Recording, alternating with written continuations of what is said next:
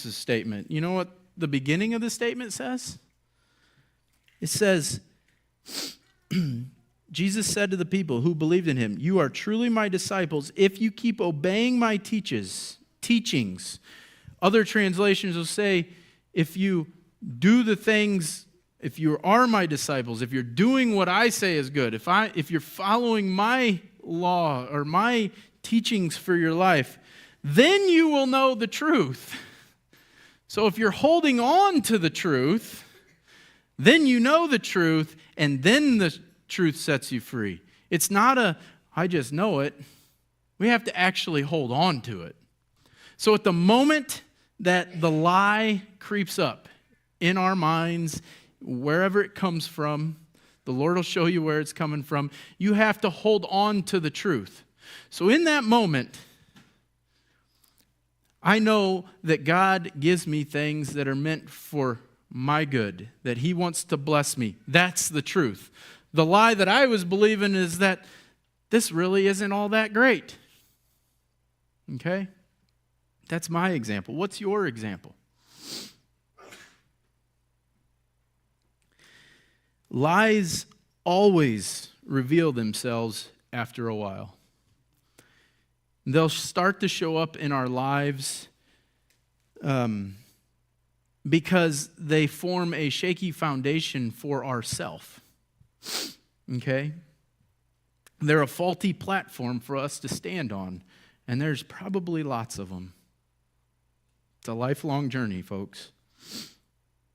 We won't feel secure or solid. When we feel this way, we need to chase it down, weed it out, get to the root. Okay?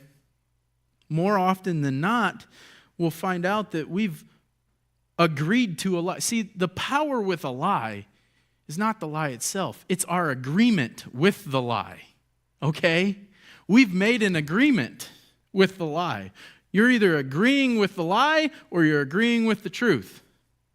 Okay? And so we have to get down and we have to find out what agreements we've made. And some of these agreements that we made might be 20, 30 years old for some of us. Okay? So we have to actively hold on to the truth. Okay? Exercise that. It's not I need to go know more. It's take what you already know and hold on to it. Most of us sing that I am loved, I am chosen, I am forgiven, I am sanctified. There's all kinds of stuff out there. Are you going to hold on to it? And then are your actions going to align with you holding on to that? Or are we going to just talk about it? So, one thing that we have to do if we're going to walk in victory with rooting out the lies in our soul, okay, is we need help, okay? What's help look like? So we need to access the presence of the Holy Spirit, okay? Heart transformation is a God thing. No knowledge of, and I'm not knocking knowledge or anything like that. Trust me, if you all know me, I lean that way. But heart change, true heart change, foundational heart change is a God thing. We need to access the presence of the Holy Spirit for this to happen.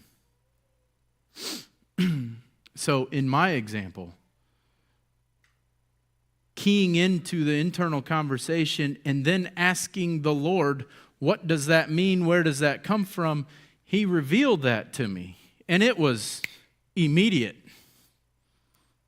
I just had to be willing to ask the question and sit there with it. He'll be faithful to you. You may not want to know, but not knowing is much worse because you can't fix it. Revelation is necessary for heart transformation. We need that revelation from the Spirit. We are His workmanship. He crafted us together. He knows more about you than anyone else ever will. Sit with him. Make time for him. He wants to be your friend, your counselor, your advisor. He cares about the foundation that you're standing on. Okay? You have to make time for him. There has to be quiet moments where you sit with him and you let him speak to your heart the love that he has for you. This is something that has to happen on an individual basis with the Spirit. There has to be a relationship there. There has to be a rhythm to that. If there's not, it's going to be tough. The other thing is community, okay? We have to be in community with others, okay? And we have to submit to them as well with accountability, okay? When we're on an island, it's easy for us to not even see the lies. A lot of times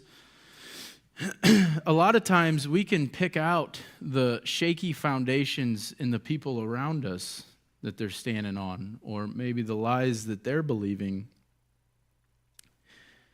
but we can't see it in our own self, okay?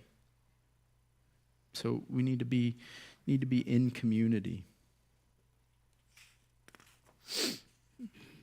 So, what do you think? Identity is important.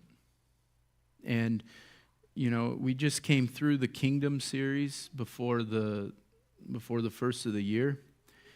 And it's really interesting that as we look at the kingdom coming, you can parallel, and Paul does a wonderful job of this, he parallels the kingdom narrative to a personal, individual basis. So we are already not yet people, okay? The kingdom has come, it's coming to us, and it will come to us. And that's the spot that we live in. And soul care and rooting out the lies that we're standing on, that's the part of bringing the kingdom, inviting the kingdom into our own lives. So, if you've been with us on the live stream, thank you. We'll be back next week, same time, same place. Thank you. For those of you here,